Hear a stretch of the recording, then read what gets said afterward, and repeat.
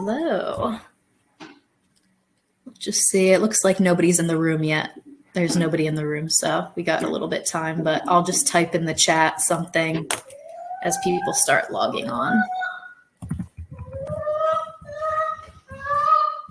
But yeah, now we have 40. Hello, everyone. Nice to see everybody logging on a little bit early. We thought we'd start a few minutes early and get everything started. Thank you for joining us today for our hen keeping workshop. Hi, Isabel, from all the way from Switzerland. Wow, great to see you in the webinar today. But we're so happy to have you with us for our webinar on hen keeping with British Hen Welfare Trust and our lovely host, Alison Leggett. And I thought we'll just get started and I'll do an introduction because I think Alison definitely deserves that. So I'll get things started. So just to introduce you all to Alison, she's been volunteering at BHWT since she's been living in Sussex. And then she started working with BHWT when she moved to Devon with her husband. And she's always had a passion for animals. Specifically, she always liked working with horses, but now she works with BHWT. And her role is the Welfare Center rehoming officer at BHWT. And I think, Alison, I'll pass it over to you to start. Anything else I missed or should add? Or Okay, thanks, Elisa, for that, and welcome everybody. Welcome to the Welfare and Education Centre here in Devon. The sun is shining beautifully today, we've got blue sky, so welcome to you all. I'm just going to give you an overview about rehoming and adopting the ex-commercial egg-laying hens. So I think to start with, what I'm going to do is just give you a quick lowdown on the types of farms that these girls come from, okay? So looking at the farm systems, they are either the cage systems, the barn, or the free-range systems. The cage hens, originally they were the battery hens, which is why very often people still call them the expats. So you would get 3 hens in one cage, in the small battery cages. Those cages were outlawed in 2012. So we now have the colony enriched cages. So these are much larger. You have up to 80 hens in each cage.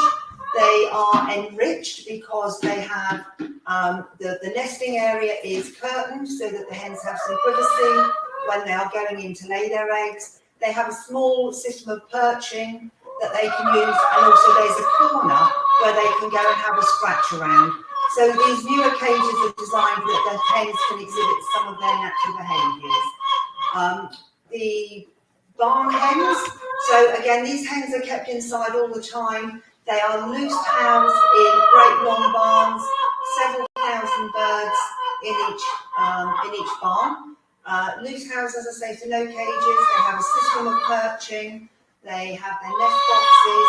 There is some litter or bedding on the floor where they can scratch around. So they get to use a few more of their behaviours, if you like. So that is slightly better for them. Both those systems, the hens, are in the buildings where it's temperature controlled and the lighting is very much controlled as well. Okay. Hi, Alison. Do you think you could have your husband maybe take one of the chickens that's being a little, just because I can hear you fine, but I just want to. Yeah, a little bit noisy. What I might just do, let me just pop something in for them to. Okay. Okay, let me just. Here you go. Chloe was saying those hens have a lot to say, and yes, they do. They do have a lot to say. Okay, let's hope that they just concentrate on that for a moment. Yep, got the little treat. The cage and the barn systems, the hens never go outside. They have artificial lighting for so many hours each day to encourage them to lay, and they have their sort of temperature and ventilation controlled. Now, the free-range hens, they are, as we hope, free-range outside, so they live in large sheds or barns. They have pop holes all along the side where they can pop outside, they can go out into the sunshine, they can dust bath, they can scratch around, and then at night they've got the safety of coming back into the barn again. The other system also that is there is the organic free-range hens. So these are exactly the same as the free-range hens, but they're kept sort of organically. So it's on organic land and they have organic feed, and their medication might be slightly different as well. Okay. So with that, that's just giving you a very brief overview on where these hens are coming from. So these are the ex-commercial egg-laying hens. Okay. Now the adoption process, if we just work through that, it starts off with somebody deciding that they would like to adopt some of these hens. So the first port of call is to pop onto our website and to actually have a look at what we do. And on there, if you follow the Adopt Hens logo on there, you'll see that you can register online. We have a brand new system that's only been up and running for about 6 weeks now. So you can actually register online, you can book your hens online, and also you can join a waiting list. If we haven't got hens available in your area, then you can add yourself to a waiting list. And as soon as the hens are available, we would send you an email just to let you know, and we would send you a link then so that you can then book your hens and make your donation. Okay. So the rehoming day starts very early. The hens will be collected. So we have volunteers at each of our sites. We've got about 47 or 48 rehoming sites around the country. So hopefully there will be one within a reasonable distance of everybody. So we have a group of volunteers at each of the rehoming sites. We have probably just in excess of 1,000 volunteers who obviously we can't do what we do without them helping us out. So the volunteers will go to the farm early in the morning. They will collect the hens. They'll catch the hens, collect them up, pop them into our vehicles, so vans, trailers, whatever we've got, and drive them to the rehoming site. Now, the rehoming site is very often the private address of one of our volunteers. It might be an animal rescue centre that we can use their facilities. It might be in the car park of a garden centre. It might also be in the car park of a church as well. Okay, so different systems. So we're not expecting our rehomers to actually go to the farm to collect their hens from there. So the rehoming centre, the rehoming site is set up by the volunteers. When they arrive with the hens are unloaded. They're put into a stable, a barn, maybe a makeshift pen outside, and we allow the hens to rest for an hour before they're collected. This way they get a rest, they can take a deep breath, they can have something to eat and drink, and also that gives our volunteers a chance to just cast their eyes over the hens, make sure that they're happy that each and every hen is suitable to go for adoption on that day. Okay, any hens that maybe they're not too sure about, we also have volunteers who are poorly carers. So what they will do is they will take the hens and they will care for them until they're well enough to then be rehomed, maybe at a later date. Okay, so our rehomers, the people who are adopting the hens, would then come to that rehoming site. They will pull up. We will load up their hens for them, and then it's a case of off you go, take your hens, and you have a wonderful time with them. Okay. Now, once you've got your hens home, it's a really good idea just to put them into the coop, let them settle down, peace and quiet. Maybe keep the children and the dogs away just for a little while, let the hens settle down. Again, if you think about it, the rehoming day is quite overwhelming. For the hens, it's quite a long day and it's quite tiring as well. All right, so allow the hens that first day just to settle in, get their feet underneath them, take a deep breath, get some food and water in. They are very often hungry when they come out from the farms, so give them that chance to just settle down and become, quiet and calm. The next day, you can let the hens out, let them out in the morning into their run. We would suggest keeping them within the run for the first few days, not letting them go out into the garden to free range around, just because what you need to do is home your hens. So let them know exactly where home is. let them settle in there. They will know where their food and water is, where it's safe to come back to. And, you know, you want them to lay their eggs in their nest boxes so that you're not sort of looking around the garden under all the bushes and shrubs to try and find the eggs that they're going to lay for you, okay? So allow them to settle in nice and calmly. The other thing is, though, try and spend some time with the hens. So just being out there, being around them, walking around the garden, just get them used to you being there. The hens have had very little human contact up to that point on the rehoming day. So they can be a little bit nervous, it can be a little bit skittish. So again, just you walking around the coop, just being there, being visible, talking to them. You can even put a radio on just to help just get them used to that human voice, okay? So hey, Alison, I just have some questions already coming in, so I thought I would just pop a couple questions that are relevant to you. So since we're just talking about getting your hens used to their setup once they're home. So Laura has a question. She said she's had her rescue hens for almost 4 weeks. They're amazing, but they started pecking at her boots every time she goes in. Why are they doing that? I'm sorry, they're pecking at her boots? Yes, pecking at her boots. So hens are very curious. They're very inquisitive. Anything new, they're going to have a peck at. They're going to have a look and see, is that something that we can eat?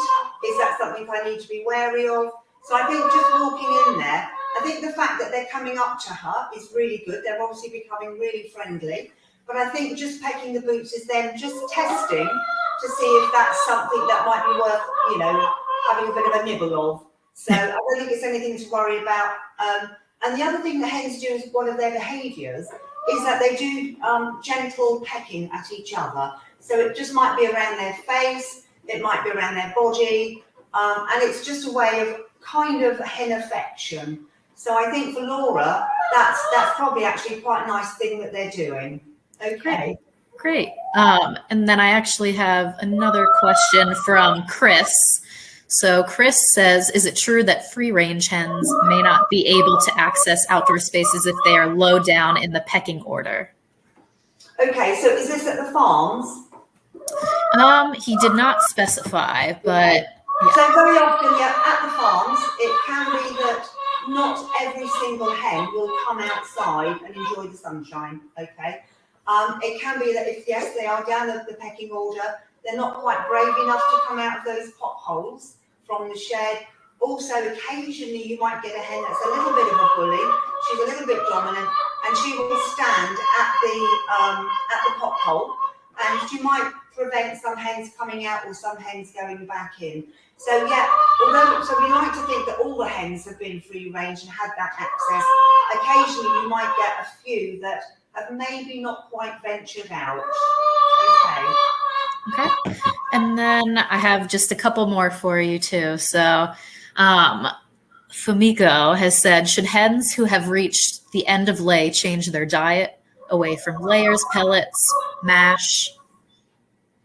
Okay, hens that are at end of lay. Now, these hens at 18 months are considered to be at the end of their commercial laying life, but you know, we would hope that they would go on and continue to lay for quite a while for you. Hens that have come to the end of the lay, their lay, or certainly there are very many people who would like to take their hens off lay for the winter. Okay, so they might stop their layers ration. So things like the layers pellets, the layers mash, or the layers crumble. So over the winter they would not give them those. So this is such a noisy place. I know. Do you have any more treats for them or anything? Yeah. Okay. They're just what's happening now is the sun's just beginning to shine in on their floor. Okay. So they're just having a good old chat about that. So it's nice that they're chatty, so we'll try and keep them quiet. So now I've lost my train of thought.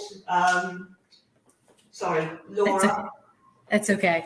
No worries. So you were just talking about how we were answering her question about if they're at the end of their laying period, should they be off the mash or the feed? Yeah. So yeah, a lot of people will do that. Okay.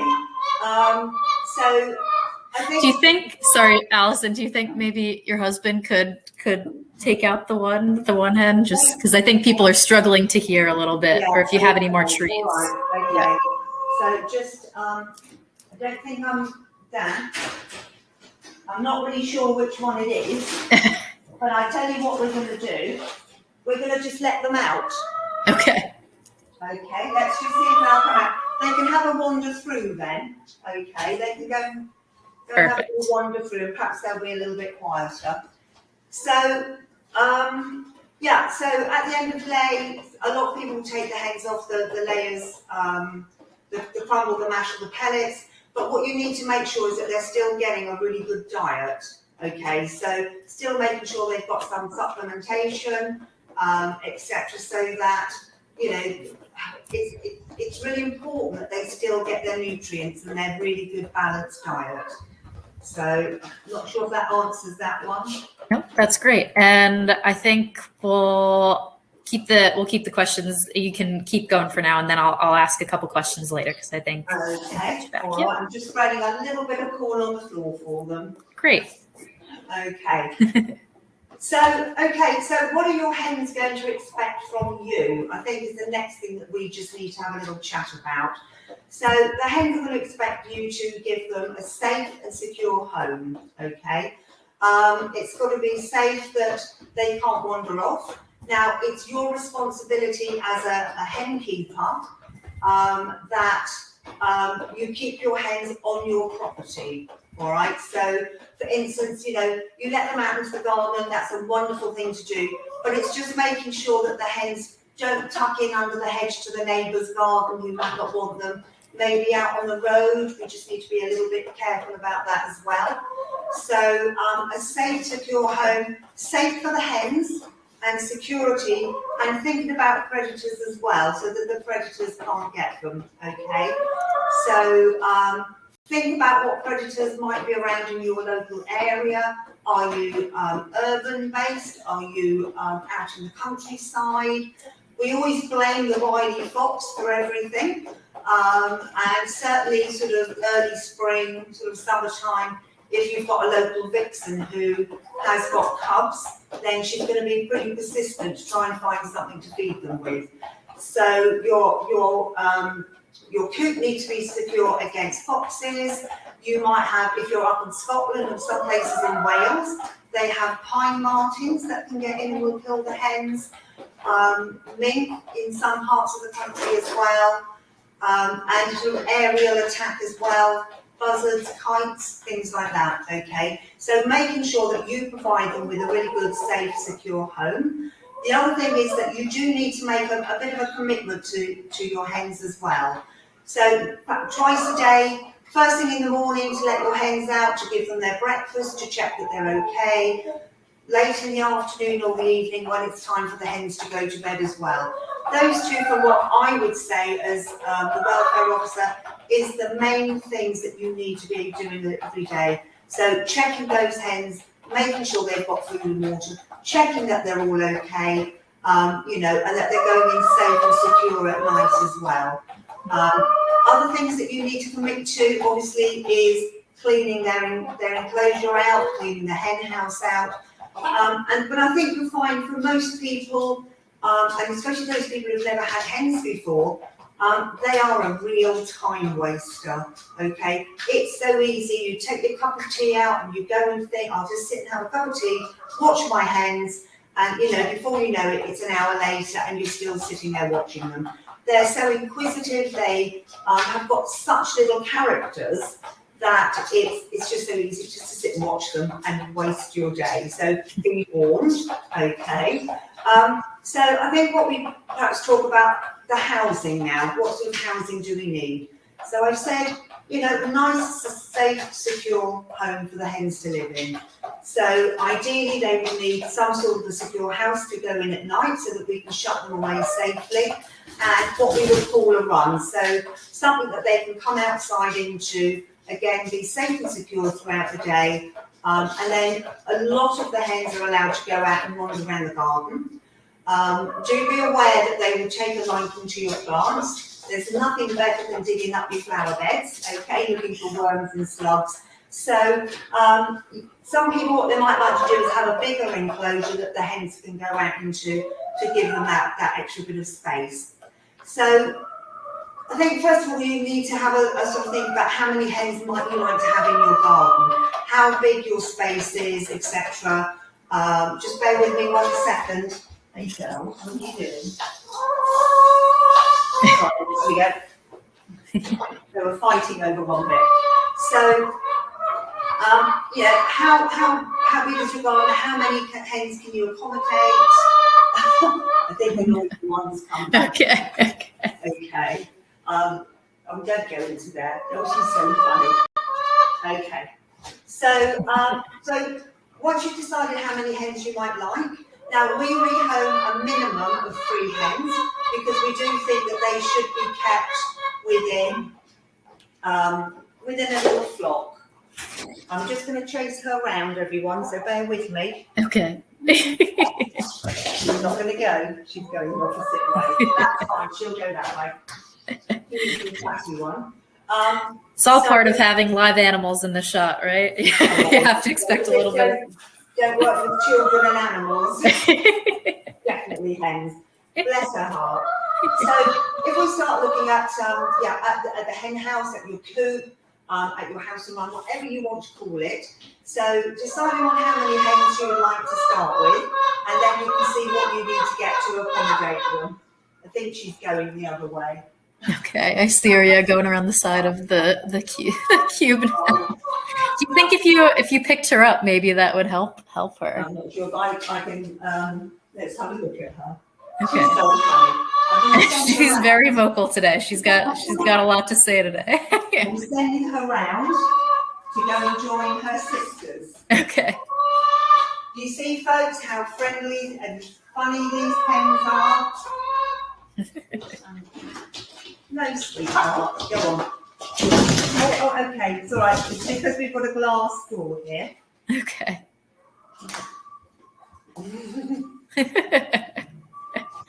This is all part of the show, guys. Don't worry. No worries. Let's just try again. Okay. Do you want me? I've got a lot of questions coming in, so maybe take a little question break for a second. Yeah, I'm just okay. Yeah, can you come back? No, because she's not going to go. Come on, sweetheart. I can't get in. She's determined. There we go. We're going. We're going anywhere you like. Anywhere you like.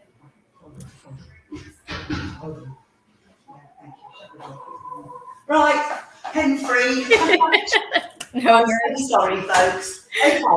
That's okay. No worries. So as we just get settled back in, I'll just ask a couple questions that we had coming in. So Marion, and we had a couple other people asking questions about food after we'd asked about, if they want mash or pellets when they're in end of their laying period. So Marion has asked, our hens have stopped using their hen house and are perching on the edge of their feed area. I've cleaned the house out, but it has made no difference. They do go into use the nest box for laying. Any suggestions? I'm sorry, I can't hear you. Okay, I'll try to speak louder. So Marion, she has asked, our hens have stopped using their hen house and are perching on the edge of their feed area. I've cleaned the house out, but it has made no difference. They do go into use the nest box for laying. Any suggestions? So are the hens not going into the hen house at all, other than to lay? That's what it sounds like. And she's cleaned the house out, but it's made no difference. Okay. Occasionally, if hens won't go in, could it be that there might be an infestation of red mites? Okay, red mite, little tiny mites that live in the hen house. They live in all the nooks and crannies. Okay, they come out onto the hens and feed at night. So sometimes at night the hens will refuse to go in because they know that as soon as they get in there, they get comfortable. The red mites then come out onto the hens and they feed on them and they suck the blood. Okay, so at night it could be that the hens won't go in there. During the day, I would imagine if they're not going in there for any other reason, or if they're going in to lay eggs, that's actually quite a good sign. Can you hear her in the background? I can hear a little, yeah. She's gone through one door and Okay. some on the back. Okay. So at night, if they don't go in, it's probably because they've got red mite. If it's during the day, if they're going in to lay their eggs, which I think I heard you say that they will go in and lay. Yep. Yeah. Yep. Okay. Sometimes if they refuse to go and lay their eggs, it's because maybe they've had a shock in there or a fright while they're in there. So it could be something as simple as thunder and lightning while they're in there. It could be something like a fox has been sniffing around it, maybe the pet dog or even the pet cat. So I think it's a case of just trying to really encourage them in by picking them up, give the hens a cuddle, okay, and just try and get them settled and just try and get them back in there. Great. I think that's a great answer to your question. And somebody was asking too about supplements and tonics for your birds. Do you have any suggestions for that? Okay, yeah. There are many really good supplements on the market these days, okay. Hens are becoming very popular as pets. So, there's lots of companies that are now making different supplements. If you have a look on our website, for instance, on our online shop, under supplements, we've got a really good selection of different ones there that we recommend. But obviously there are many more supplements that you can get. Some might be for their digestive health, some might be for the vitamins and minerals. Calcium supplements as well are really good. So there's a huge amount on the market, but certainly the ones that we have on our website, on the online shop, are the ones that we would recommend using. There's quite a variety out there. Yep, great. I think that's a great answer. And then for Mike, we have a question. He said, one of my rescue hens came home to me with a bad case of entglite. The vet prescribed some antifungal medicaine orally, probiotics. I'm probably pronouncing this wrong. Yeah. And she said she's improved hugely, put on weight, and her comb has reddened up. She has not been laying until recently, though, when she has laid 1 weak shelled egg and 1 shell less. So, okay. So has this hen only recently been rehomed? That's what it sounds like. He didn't. Mike didn't specify, but yeah. Okay, that's a really fair question. So with the hens, if they've just been recently rehomed, especially if they're coming out from the cages or the barns, okay. Just talking about the shellless eggs, just to start with, is that when they come out from these systems with the artificial lighting and heating and everything, the hens come out into the natural daylight. So all of a sudden they're coming from that building, they're out in the countryside, out in your garden, the sun is shining, you've got the beautiful, daylight hours. What will happen is that the hens will go into what we call a more natural laying cycle. So the hens may lay when you first get them. All right, now we don't guarantee that every single hen is going to lay or for how long, as I've said, but what happens is the hens will come out, they will lay quite prolifically, and then all of a sudden the laying will sort of tail off and they'll stop laying for a short time. What's happening then is their bodies are adjusting to the natural daylight and the daylight hours. So their body's going to go into a more natural laying cycle. So what happens then is once their little body has sorted that out, they will start laying again. So that's one reason for maybe laying to stop once you've got these hens. Now, another reason that we might have for the soft-shelled eggs is that, especially this time of year, the hens are coming out from the cages and that, they can be quite poorly feathered when they come out. So they're going to come out, they sort of into this lovely place that you've got in the garden. The feathers are going to start growing again. Now, as feathers grow, they are very rich in calcium. And the problem with that is the feathers are drawing all the calcium from the hen's body. So in fact, what happens is that there's not always enough to make a good eggshell. So sometimes you will get soft-shelled eggs during a molting process and when when the feathers are growing again. So at this point in time, you just need to make sure that the hens are on a really good diet, okay, really, a well-balanced diet, but also making sure that you're giving them some extra calcium as well. Now, that might be by giving them oyster shell, which is freely available, and perhaps a little dish in their run. It might be that you feel that you need to give them something a little bit more, so something in their water or something in their food as well. And again, there are so many of these supplements that you can add in, and that will just help provide a little bit more calcium for the eggshells, okay? So it's all to do with the molting process, the feathers being very calcium rich and drawing that calcium away from the shell production. Now, another reason for having soft-shelled eggs, okay, some of you might get 1 or 2 of those, is it could be that the actual egg has not stayed in the shell gland long enough to form that good shell around it.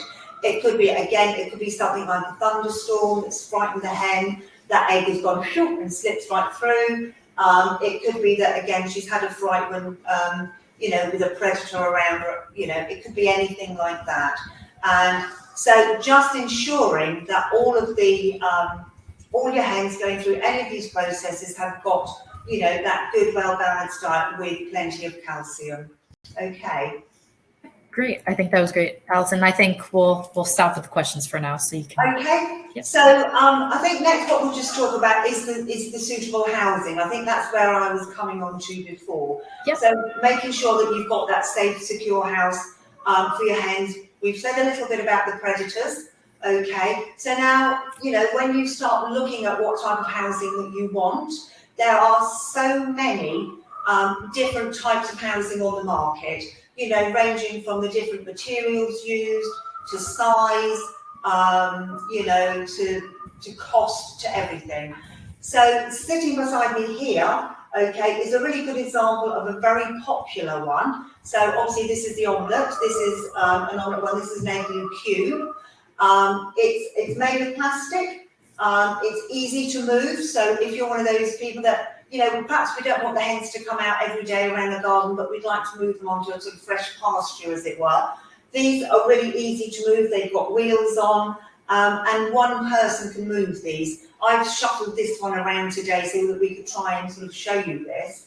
So it's plastic, it's hard wearing, it's so easy to clean. You can take these apart, you can pressure wash them. So when you're thinking about those little red mites that are living in the nooks and crannies of hen houses, these ones don't have all those nooks and crannies, so they're easy to take apart and get rid of those red mites as well, okay? They're double skin, so you've got the ventilation and you've got insulation as well. So with whatever hen house you're looking at, make sure you've got really good ventilation, okay? Even on the coldest days in the winter, you do need to have that ventilation going in and circulating and coming out again, okay? So we need to make sure that that's possible.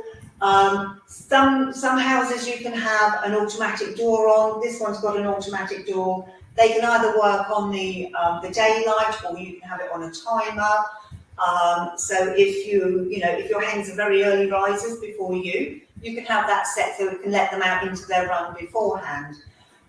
With your run, ideally, we would suggest that if you have one of the caged hens, your floor space in the run, your ground space, each hen would need to have a minimum of 1 square metre each, okay?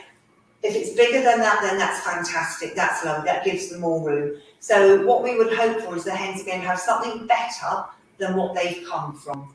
So, looking about your run size, etc., these runs are quite good. These are made with weld mesh, so they are really safe and secure.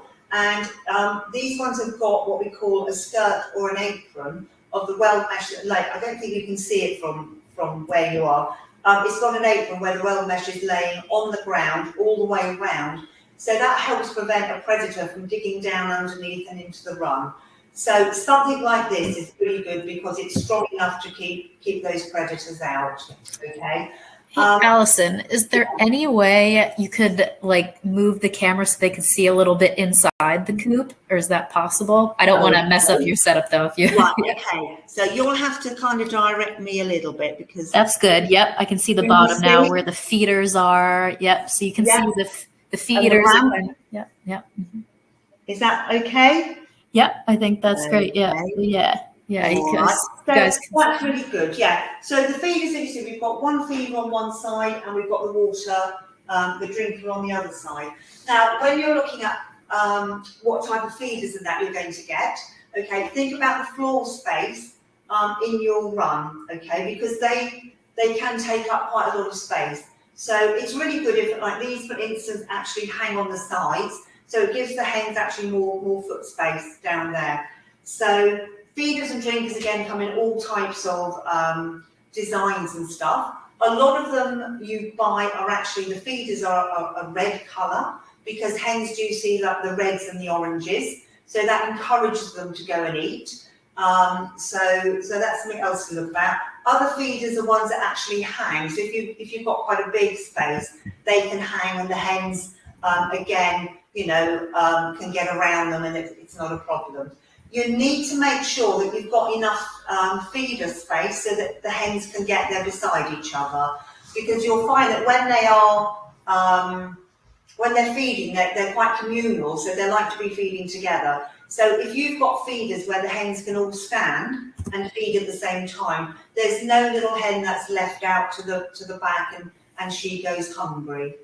So yeah, lots of different types of feeders and that. As I say, these ones hang on the sides. It also helps keep the floor clean as well if they're off the ground. If you've got a flat water trough, the hens will just literally stomp through it, okay? In the summer, they'll actually quite enjoy it because they will stand in the water. When it's hot weather, they'll stand in their water troughs and just cool their feet down a little bit. So it's quite nice for them to do, but maybe in the winter, you want to try and keep the ground underneath a bit drier. So have them up maybe on several bricks or something, just so they're lifted up and they can't get into them. The same with the feeders. If you've got a feeder on the ground, it's a really good idea to have some paving slabs underneath it. So in the evenings, when the hens go to bed, you take that feeder out, you put it away so that it's not encouraging rats and mice, etc. So you put that away out of the sort of reach of them, but also then you can just, with a dustpan and brush, sweep up the paving slab, so there's no food left there at all to encourage the, you know, the pests, as it were. Okay. So lots of different types of feeders available. It just depends on your own personal sort of taste, etc. Just remember that when hens are drinking, they do need gravity to swallow the water. So they will scoop the water up, lift their necks up, and allow it to run down the side. So make sure that they've got a drinker that allows them to do that. Okay. Feed. We do ask that when you first have these ex-commercial hens from us, that you feed them either the layers crumble or the layers mash. This is the only type of texture of food that they've been used to at the farm. So it's a really good idea to keep them on that while they're settling in. Now, a lot of people like to swap them onto the pelleted food, so the layers pellets, which is absolutely fine. Let them settle in on the crumble or the mash first. Gradually introduce some pellets into it, and they will, over time, they will swap over. Now, the problem with the pellets is that at first the hens may not recognise them as food because they're not used to them. They just don't recognise it visually. The other thing is the pellets do taste and smell slightly differently to the mash and the crumble, because during the manufacturing process, they use oil to stick the pellets together to get that shape. So they are slightly different in sort of taste and texture.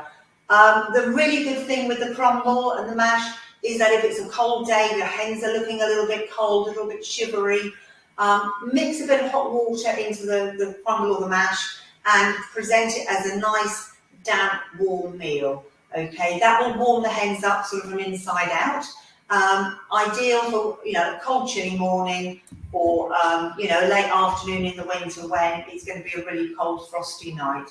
So you know, we do ask, as I say, let the layers crumble or the layers mash to start with. All right. Now, bedding. Put some bedding in for the hens, make them nice and cosy. This time of year, remember the hens are coming out from these systems. They are hot buildings that they're coming out from. So they're leaving that hot building first thing in the morning. They've got this overwhelming day, and then when they end up in your garden in the afternoon, it's going to be cold. All right, so nice bit of bedding in there, nice something that's warm and comfortable for them. They are unlikely to perch to start with. They'll sleep on the floor, I think. So just make sure that's really sort of nice and cozy for them. Okay. Think about when you're purchasing your bedding. Think about how you're going to dispose of that bedding. All right. Your local council might not appreciate bags of dirty hen bedding, being put out with your usual refuse. Okay, for the refuse collection. So think about what type of bedding you're going to use. Think about how you're going to dispose of it.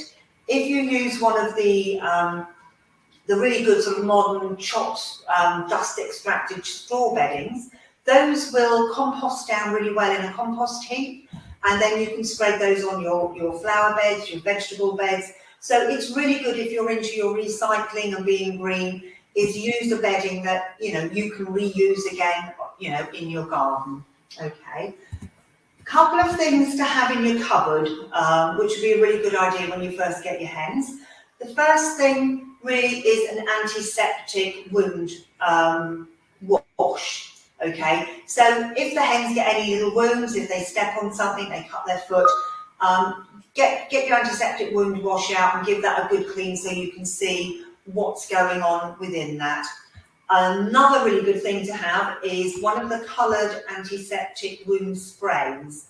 Now, very often these come in either violet or blue, and they're quite a deep colour. And these have got 2 uses, and they are, to my mind, they are a must for any hen keeper. So the first thing they do is they will provide, so if your hen gets a wound, or if she gets pecked during the pecking order, she cuts her foot, she catches herself on a piece of wire somewhere, immediately use the spray on the wound, okay? Wipe the wound over, keep it clean, and then give it a spray with the wound spray. First thing, it will create an antiseptic barrier, so it will help keep any germs and bugs out. It will help with the healing. The other thing is that those of you who have got hens will know that hens love anything red. So whether it is a red tomato, or whether it is a red sore spot on their friend's back or their leg or wherever, hens are attracted to that lovely sort of red, bloody, fresh meat thing. So using the wound spray, so spraying it, quite generously over that wound, it changes that red colour to that sort of that blue or that violet. So it takes the focus off that sore area from the other hens. So definitely have one of those in the cupboard, okay? Again, they're available, we have them on our website, but you can buy those locally to you as well. I think equine people use them quite a lot on the horses, so they are freely available. What I would say is if you're going to use the coloured wound sprays, is that you might want to put your mask on, put your face mask on, put some gloves on as well, because the dye in them is not designed to wash off immediately, okay? So you don't want to be trotting off down to the supermarket with blue hands or a blue face. And also, it's not really good that you absorb these things into your skin. So always follow your manufacturer's instructions, which is on the tin, the bottle, the packet. Always follow those and do be very careful, okay? So I think we need to have a quick chat about the pecking order again. That's really quite important. I'm just aware, I think probably time's marching on a little bit. So a little bit about the pecking order. As I said before, it's a natural process that the hens go through. It's them deciding who's going to be top bird and who isn't, basically. So they are going to sort themselves out. It can take up to 2 weeks for them to settle with each other, and it's really important that you allow them to go through that process. If you think it's getting a little bit too rough, you can clap your hands, you can rattle a bucket, you can, change what they're doing. A tin can with a few pebbles in, give it a sharp rap, they all turn around, oh, what's going on? They forget the behaviour and they move on. Now, what I would say to anybody is if you're having any problems with your hens, with the pecking order, a bit of bullying, if you ring us at the British Hen Welfare Trust on the advice line, we can talk you through anything like that your hens are experiencing, and we can help you decide, according to your own individual setups, your hens. We can chat through some ideas on how to get the hens through that. okay? If in the future you decide you would like some more hens, if you're going to merge new hens with the current ones, then what you have to be really careful of is that the hens that you have currently will be very territorial. They are not going to welcome more hens with open arms. So again, you know, have a look on our website. We've got some really good information about that. Otherwise, do ring us and we can chat that through for you. Okay. Great. What I thought I would do now is, if we've got time, Elisa, is just get one of the hens and just show how to check over, just to see if the hen, you know, is healthy or not. Is that okay? I think that would be great. I think people have been asking how often should you check your hens as well, and what's the correct way to do that. So that would be great. 2 seconds. I'm just going to get a hen. So chat amongst yourselves. Okay. Great. I know everybody's been popping their questions in, and we're going to try to get to all of your questions in the next 15 minutes. So just keep popping them in the chat box. And then, as I mentioned also, you can also email the hen helpline at bhwt.co.uk if we do not have a chance to get to everyone's questions, but I will try to get all of your questions in as we go along. So just keep popping them in the chat box as we go along, and we'll just keep waiting for Alison to get back. Oh, there she is. I'm back. Okay, perfect. Are we all ready to go? So, when you're thinking about the health of your hens, you know, we very often get people that will phone up and say that my hen is, she's mopey, she's listless, she's not eating, she's standing away from the others. What we would like you to do is have a quick look at your hen and just see if there's anything that you can really spot that would help us. We're not vets, we can't diagnose. We are hen keepers who have kept hen for many years, so we can give some guidance, but we just need to be able to pinpoint what might be wrong with the hen. So it's really good every morning when you let your hens out for their breakfast, is just to take that time and stand and just watch and make sure that every single hen has come out and is keenly eating. So she's eating her breakfast with a bit of gusto. All right, just giving them 5 minutes of your time just to watch them, make sure they're okay. Now, the thing with hens is, because they are a prey animal, they don't often show any symptoms for a day or two, that they're actually not feeling very good. So very often, by the time we spot that there is one hen standing a little way to one side, she's a bit hunched up, her feathers are fluffed up, you know, it could be that she's been a little bit poorly for a couple of days. So what we want you to do is just pick your hen up and just have a good look over her, all right? So, are you the noisy one? I don't think you were the noisy one. Okay, so what we're looking for, you're looking at her eyes, you know, you're looking at her nostril. Is there any discharge? Is her breathing okay? Is she raspy? Is she sneezing? You know, discharge from the eyes or the nose, the nostrils, could denote that she might have a respiratory infection, okay? Now, hens, just like any other pets, your cats and dogs, your rabbits, you know, they do have some health problems, and we do need to sort them out. It's no point sort of leaving them till the hen is, you know, literally on her last legs before thinking, what can I do? Because most of the time you can do something as long as we catch it early enough. So you're looking for these signs. So you're looking for any discharge in the eyes and the nostrils. Is there any discharge from her ears? Okay, ears are sort of behind her eye here. Okay, you're looking at the comb. So look at this comb on top of the head. The wattles as well can indicate whether your hen is healthy. A nice big red fat plump comb denotes that the hen is in lay. Okay, if the comb starts to shrink, if it goes pale, then there probably is something a little bit wrong. There is something going on somewhere with her. Now, what you need to be aware of is when the hens come out from the cages, their comb is usually very, very big. It flops to one side and it's very pale. Okay, this is because of the heat in the building. Now, once the hen comes into your garden and starts having that lovely life with you, okay, the comb will shrink, it will become more upright, it will become nice and red, it will become plump as well. The other thing that will happen is that the eyes will actually darken in colour. So don't worry about that if you notice that in the first few weeks of getting your hens. It's just because they are out in the daylight and it does darken their eyes. So that's all okay. We like that we're looking for her face. If we're looking down her chest, what's really important is to check the crop. Okay, the crop is like the hen's shopping bag. So when she's out all day and she's pecking around doing her thing, the food is going into the crop. And that's a bag that is located on the front of her chest, usually slightly to the right of her breastbone. Okay, and you'll see as the day goes on that crop will get bigger and bigger. So by the time she goes to bed, in theory, that should be quite full.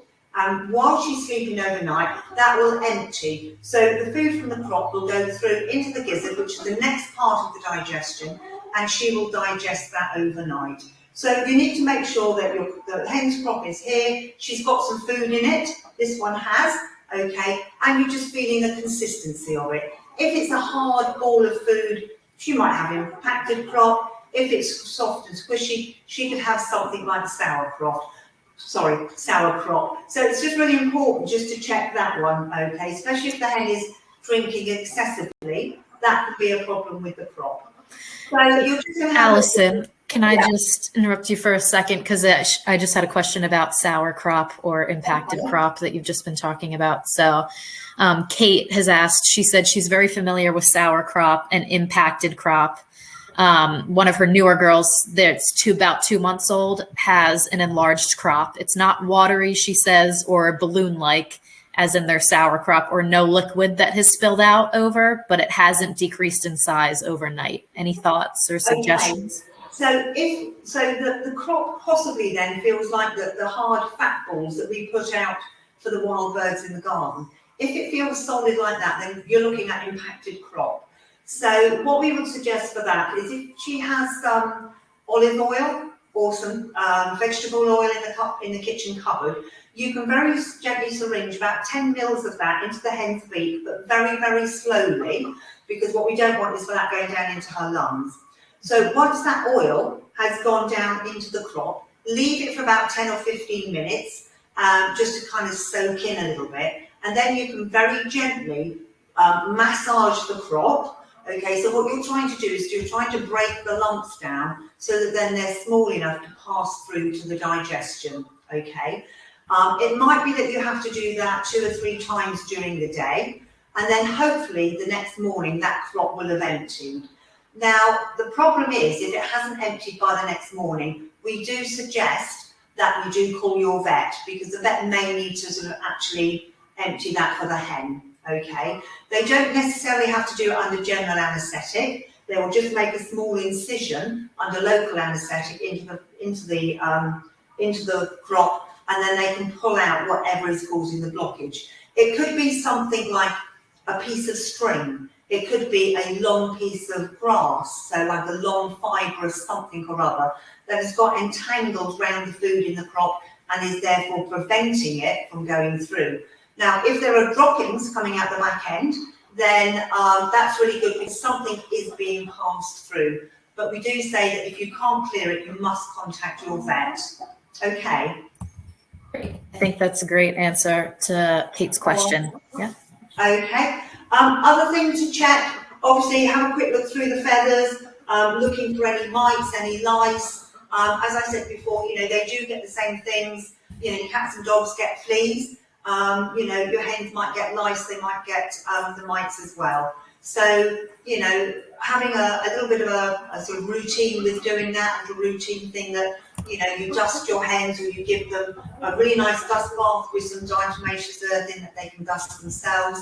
That's a really good idea. So what we would also want is for you to check in for any lumps and bumps over your hen. All right, you will be able to feel the keel bone, which is here, which is that sharp bone.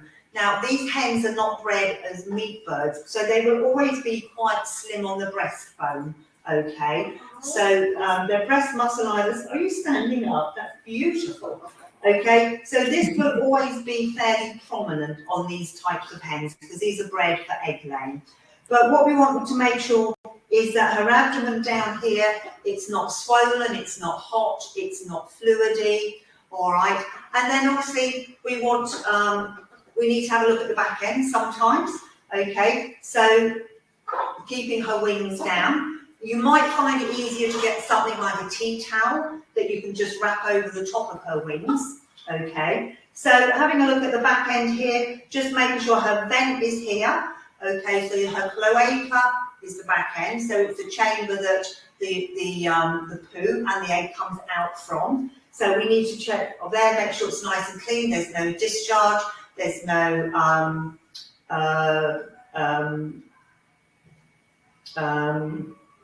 diarrhea, discharge, etc. So I just thought then, you asked me about vent leak depth just now, didn't you? It was for the crop. It's for the watery crop, but yes. Yeah. All right. Well, I'll just carry on with where I am. So just making sure that this area is clean and clear here. One of the things with the caged hens, very often they come out with this area quite bare. Okay. So and it looks like they've got a huge red bottom. Now we have a very technical term for this. We call this caged bottoms, okay? It's just from where the hens are in the cages, it's the heat, it's the lack of exercise, so they do tend to get fluid collecting in the abdomen, okay? So it does make it look big. It does become red from the heat, from the building. Also, you might find that the other hens have feather picked them and just picked their feathers out, okay? So that will disappear in time. It's good. Okay, thank you. Good girl. So that red bottle will disappear in time. Her feathers will grow over it. It's nothing to worry about. Once the hens are out pecking around and they're getting exercise in the garden, the fluid in that back end will be drawn away from the body anyway. The redness will go, and they'll grow their fluffy knickers, as it were, won't you? All right.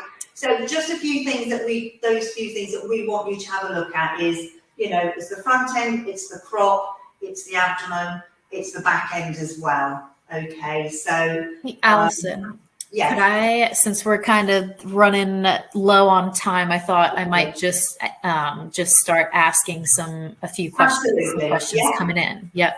But a great job just with the tips also for how to check your hen over. I think that was great overview as well. So I just wanted to ask a few questions we had coming in about the igloo setup from Matt. So he had said, and I can help answer these as well, of course, but he was saying he's thinking about getting an igloo setup, but is the igloo cube well ventilated and well insulated for rescue hens? Is it? Yeah, absolutely. It certainly is, okay. It's got, and I don't think you can see from it, it's got some ventilation at the front, it's got ventilation in the back door as well. It's really easy to get into. The whole of the back, the door comes off, okay. It's got a tray in it where you can lift the tray out to clean. So that's really good. And probably what you can't see on the other side, it's got a side door, and that's where the nest boxing area is. So you can just open the side door and you can actually just reach in and lift the eggs out, okay? They've got a ramp to go up into. Occasionally with or probably most of the time actually, with the caged hens, they will just struggle a little bit with the steps until they get the hang of them. So a little bit of guidance for them, you know, is really helpful. They will get the hang of it. Just the first couple of mornings when you do open the door, just be there ready just so that if they sort of, rather than using the ladder, they jump down, just be aware that they might just hurt their legs. Their bones aren't as strong as the hens that come out from the barn or the free range system, again, because they haven't had any exercise. So it's just being there and just making sure that they don't land too heavily. But these are fine for the caged hens or the rescue hens. And, you know, they're just so easy to move around. So, excuse me. Yeah. And then just another question too, because I know we had mentioned, I think a little bit earlier in the webinar, but another question from Matt, he said, are the coops, are they definitely predator proof? And I think one of our other webinar attendees mentioned that she had a fox try to get in and they couldn't get in. They just left some, I think, droppings on top of the coop, but couldn't get in. So yeah. Okay, yeah. I mean, you know, with this one that's sitting beside me, you know, it's got the weld mesh, it's got the skirting around the base of it. You know, foxes, if they can't get in the top or they can't break in anywhere else, they will try and dig under. Now, generally, a predator, when it's going to dig under something, it's going to dig at the base of the run. So the fact that there is some weld mesh all the way round means that they can't actually do that. Now, the other way that traditionally, if you like, people have done is when they've made their hen run with chicken mesh, they dig the chicken mesh down about 12 inches into the ground and then fill it in. So as the fox or the predator is digging down towards it, they can't get underneath. Now, that's actually quite a lot of work to do. Okay, that's a hell of a lot of digging for anyone to do. So spreading the mesh around the grass and pegging it down is a really, really good idea. Really good idea. So I've known cases where foxes have actually broken into a wooden hen house. So they've actually, admittedly they're quite flimsy ones, but they can break into, they just bite them. So, when you're looking at anything on the internet to buy, just take that into consideration because, the foxes, if they're hungry, they're going to do their best to get in there. Okay. So, yeah, I think these are quite good in that respect. Perfect. I think that answers Matt's question. And I also just wanted to bring up, as we have a few minutes left of the webinar, that please look out for an email after this because we'll be sending you a webinar replay recording, and we'll also be sending everybody a promo code for 10% off the entire site as well. So look out for that email post-webinar. That'll be sent to everyone that's registered for the webinar. So look out for that. And I just wanted to say to you, Alison, too, we've got a lot of comments coming in from everybody. Rosemary says, very helpful. Thank you very much. Francesca says, really helpful and informative session. Thank you both. Who else? We've got Maria says, thank you for the information. Very interesting and informative. So we're getting a lot of great feedback on you and all the information that you've given us today. So wanted to say. That's great. And you're all very, very welcome. Awesome. Yeah. And I'll just try to think we have a couple minutes left. So maybe try to get a couple more questions in. I've also put in the email. So if we don't get it to everybody's questions, because I don't think we will, because everybody's been popping questions and there's been a lot of activity throughout it, which is great. And I think other people have been stepping in and trying to give some answers as well, who are more experienced with the rescue hens. So that's been helpful as well. But if we don't get to your questions, please email henhelpline@bhwt.co.uk. And they will make sure that your questions are answered. But for these last couple minute or two, I'll try to ask a couple more questions to you. So I think Ruth had said a while back, so do you have, we were talking about checking hens over, she said, do you have to check each hen over every day in the way that you were talking about or just had shown us, or how often would you recommend? No.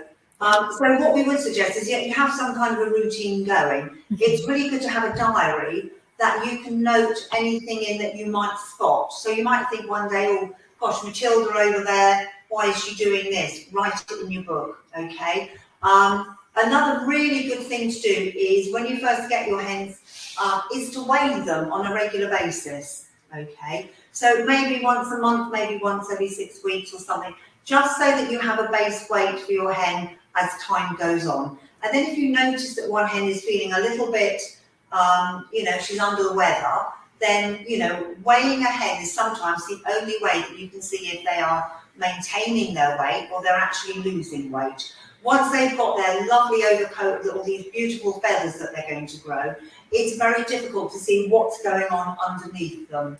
So I would certainly, keep the hens weighed on a regular basis. Now, as I was saying about when you let the hens out first thing in the morning, make sure that they all come out and they all want to eat.